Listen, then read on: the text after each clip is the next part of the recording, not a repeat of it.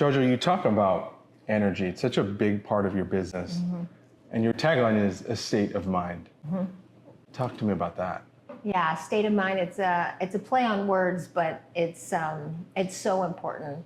We're actually more energy than we are matter, and your home is your second skin. And so, like it or not, it carries energy. And I'm sure you've walked into a house before and you've felt, oh, like I want to get out of here, or like, oh, it feels like a warm hug. That's energy. Without sounding too woo-woo, it's a frequency or a vibration that's in the house. And it's important. The nuances of that are extremely important when you're showing a home, because you don't want them just to see the property, you want them to experience the property. And energy, in terms of like, how does it carry into other aspects of that experience for them, right? Because you talk about not a transaction, but a transition, right? So the energy that the home has, the energy that you bring to the experience, how does that play a role in that experience for you and the client, the seller or the buyer? Yeah, well, like it or not, every house has a story, right? And that story will manifest itself in the real estate process. And so it's really important to know, like, what is the reason that they're moving? What is the transition about, right? And if you pay attention to the transition, the transaction will go a lot smoother. So we need to figure out, is this a death or a divorce, or are they having a baby, or are they downsizing, or what is the story in that house? And then once we address that and shift any negative energy that is potentially in the house, it's going to help the showing and the transaction and everything go more smoothly. How did, energy is such a big part of what we do as well, right? So like how you show up for a photo shoot or a video shoot, like really translates into the actual end product and the actual video. For you, when did this become apparent? Like, when did this idea, the concept of energy and how it plays a role in what you do and what the client experiences, when did that come about? Well, it plays such a role in my personal life, and I'm an empath, so I feel everything. And sometimes that's good, sometimes it's bad. But again, when you go into a home, I could immediately feel the energy of the sellers or the situation in the house. And so by me doing it in my personal life and making sure that energy feels good, then I could do that and translate that within the homes that I sell. And so there's a few things that I make sure that are important. And one of them is making sure that the space is organized, right? Because if the space is organized, then it's harmonious and spacious, and that feels good. And I make sure that there's a lot of natural light, right? Because like anytime there's natural light, like it's a positive vibe, it's a positive feeling. I use essential oils and candles, right? So we're gonna incorporate all the senses here. And if it smells good, essential oils tend to have a relaxing feeling to them. It's important to like put in plants. You always want to have something living, right? It's first of all, it's your basic air purifier, and it's beautiful and it looks great. I also use crystals, and I know that sounds a little woo-woo for some people, but crystals are known to have healing properties, and many of them absorb negative energy, and they also look good, right? So, whether you believe in that or not. And then I also bring in like natural elements, like stone and wood and water. And water, the sound of water has a very tranquil feeling to it. So if you incorporate all of these things, people are not going to necessarily remember if there's 2 or 3 or 5 bedrooms, but they are going to remember how it made them feel and how it smelled and that feeling that they got when they walked through the home. So think about it. People sometimes are going to see 8, 10 properties in one day, right? I want mine to be the star. right? I want mine to stand out. And so doing those things makes people remember, right? And it might not ultimately like, oh, they're going to buy your house for sure, but it will make a difference. And over you hear people talk about, you know, for any experience, whether you have a business and you're selling to a client or whatever, or you know, even a friend or a family member, or we were talking about love languages just a few minutes ago.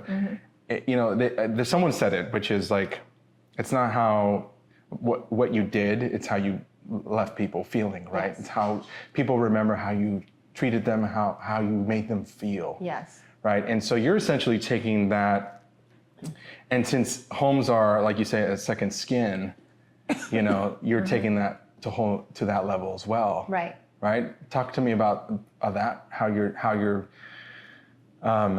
creating that experience for the people coming through. Well, you know, the way we show up, right? First, in general, you know, suit up and show up, and having a good attitude. Many times you'll go into a property and maybe the agent is just sitting there and they're like, you know, just go through the property. Like, you want them to experience the property. And like I said, if you know, make sure that you're covering all of the senses and you're making sure that all the nuances of that property are covered, then the frequency, the vibration in the property is going to change. And that, whether people see it or not, or are aware of it or not, it's there. Yeah. It's there.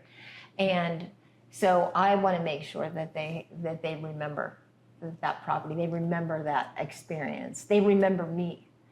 And you know, you'll remember, oh, remember that house that smelled like dog pee, or, you know, sadly, right? Or, you know, it sounded like the Indy 500 outside, or you heard the dogs barking, right? But if you remember and just go, oh, that feel, like, this is why staging is so important. I make sure that I stage every property. It's got to look good. It's got to feel good. It's got to smell good.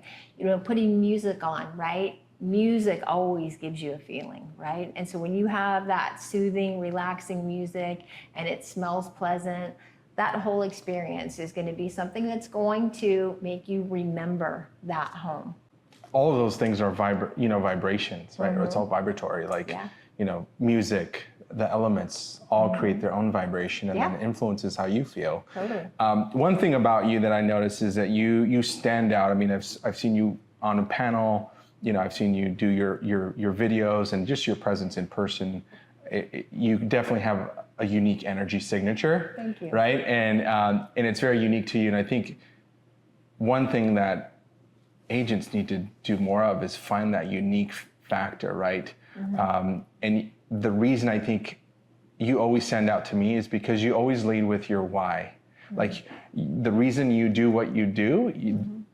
That's what you lead with. Whereas I think a lot of agents lead with what they do. Yes. Right? Like, here's the list of, I'm going to do this for your house, this route, which is needed. But if you lead in with, this is why I do what I do, I think it's very powerful, and it leaves an impact, which is what you're doing. Is that on purpose, or is that just kind of has become your MO?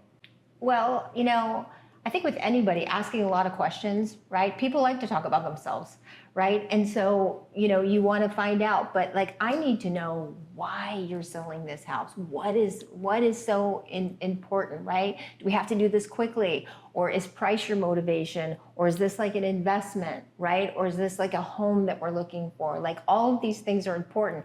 Then I know, first of all, if you're a buyer, I know what I'm looking for, right? And if you're a seller, I know like our timing. I know that this transition is, you know, it's serious, it's important, or if price is your motivation, whatever it is. Once I can find that out, then I could execute. Then I could do my job, do it well, and make sure that you're getting what you need out of this. So if we focus on the transition, the transaction will go smoother. I like it. Is there, if someone were to ask you, like, why do you do what you do, what would your answer be for that?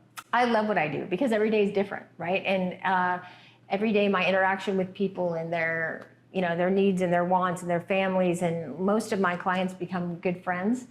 And I just love it. If I had to do the same thing and it was redundant, and every property is so unique. So sometimes I get to completely remodel them, or sometimes, it's just, staging or whatever. But every nuance, if it's the landscaping or just painting or staging or, whatever it is, like I'm changing lives. I'm making a difference. This is likely their biggest asset, right? Their most important asset. This is where dreams happen and broken hearts and all of these memories.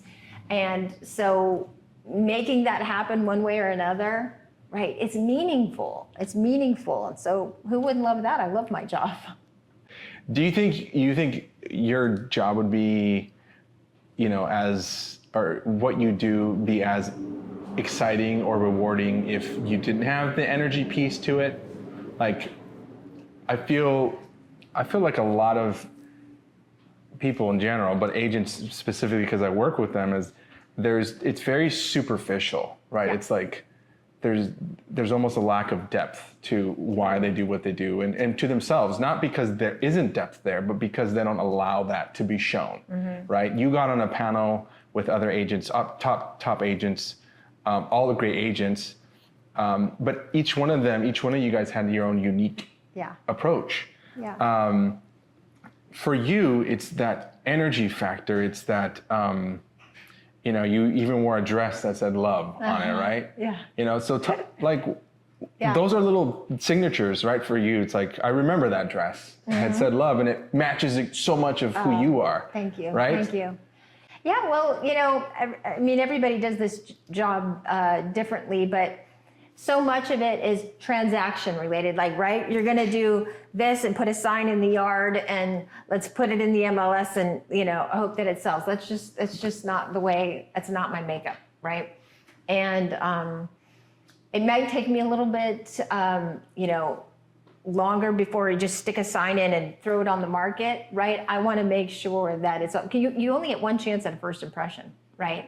And so we want to make sure that they remember, right? And that that I'm doing right by you as a seller or a buyer. I'm doing right by you so that I can walk away and put my head on the pillow at night and you just go, you know what? I did my best, and I did what's right for them. And not just thinking about the transaction and the commission, right? Commission is not my mission, right? Right? It's a byproduct and it's great. It's how I feed my family, but it's not my mission. And so that makes it not like work, right? It makes it fun. In terms of your legacy and kind of why you get up every day, and we'll kind of wrap up there, kind of two more questions, a little bit more personal if you don't mind, but sure. Just it's not always this, right? It's not you on camera talking about all the good things, right? Why you do what you do, what gets you all excited. But when it doesn't feel like that, when you don't want to get up, or you just got a call from a seller or whatever, a buyer, and it's not going exactly the way you'd like. What gets you through that moment? Of course, my family's my why, my motivation, right? My greatest accomplishment is not all this real estate stuff. It's like my amazing kids. I have amazing children. I'm so grateful. I'm so blessed. I have an amazing husband. And that's what gets me through. And just knowing that, you have to expect shit to go wrong, because it does, right? Stuff's gonna happen. And so if you know that going in and you just go, okay, this is, I call them AFOGs, which is another freaking opportunity for growth, right? And so sometimes when things get real challenging, I'm like, okay, what's my opportunity for growth? What's my lesson here, right? But there always is, and it always ends up working out, right? This door slammed, but you know what? It opened another one. And I'm always amazed, just like, that was a good one. So, but you know what? I wake up every day in gratitude, first of all, just gratitude that I'm healthy, for fresh air, for my healthy family. The fact that I have the opportunity to work and, feed my family and do something that I love, if you just always have that, an attitude of gratitude, and start with that and end the day with that, it's such a blessing. Talk about vibrational, frequency and just being on a high. Gratitude is such a great way to be, right? To exist, because when you exist from a place of gratitude, you're vibrationally at a higher frequency, right? And you're also opening doors through that, right? Because if you show up differently. Totally. Something I heard which was really interesting, and I'd love to hear your feedback on this, is one of the most vibrationally high states is a state of authenticity.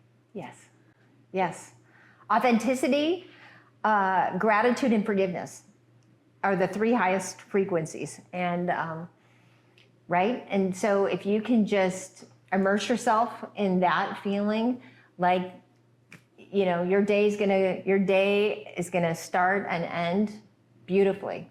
And it does make a difference. And I notice, like, when I'm cranky, believe me, I have my days, right? Where, just ask my husband, right?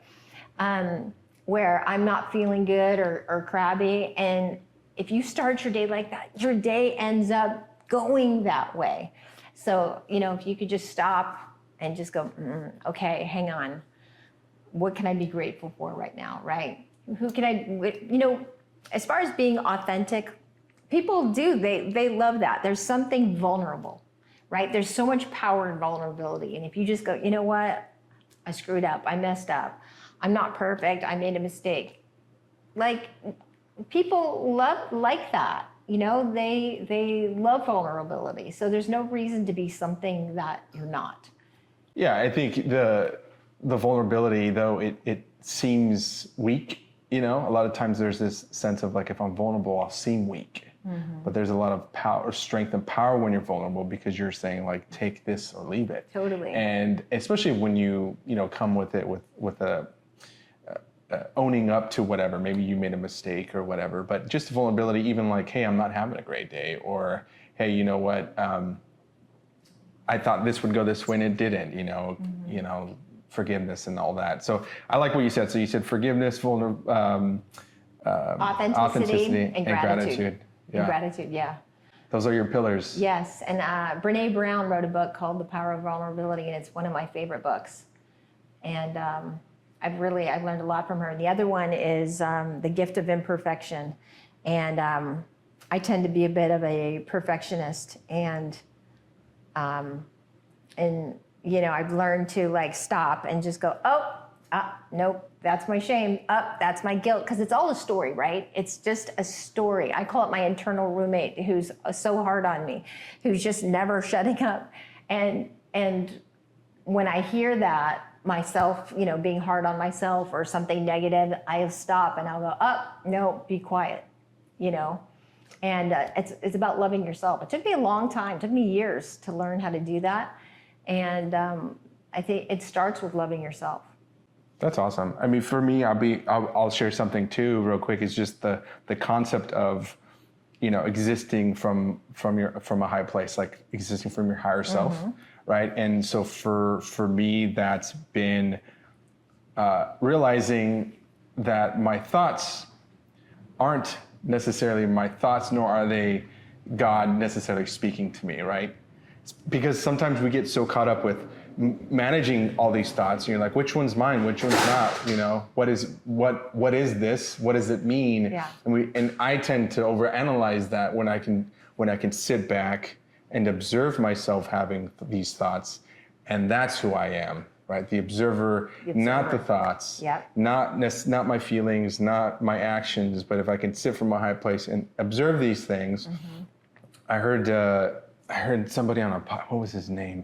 Anyway, he mentioned the 3 things that we can control, which is our thoughts and our feelings or emotions and our actions. And sometimes controlling the thoughts means just letting them be and not trying to make sense of them, or realize that maybe they just came up because of an impulse reaction that came from childhood or whatever. Yeah. Right? It doesn't necessarily mean it's yours. So anyway, it's a story, and you have to recognize that that's all it is a story. And so some people want to, do you ever meet somebody and they want to marinate in their misery, and they go, yeah, but my childhood and my ex and my this and my that, and I say to them lovingly, like, so what, now what? So what, now what? And it seems a little cold-hearted, but it's just like, hey, like, that was your story, and you dwelling on it, is that gonna get you anywhere? It's not. So you just gotta go, so what, now what? Okay, I'm moving forward. Yeah, and it's, it's motivating. Yeah. Well, thank you for this conversation. Yes, thank you. I appreciate it. This was fun. This is cool. Yeah, so fun.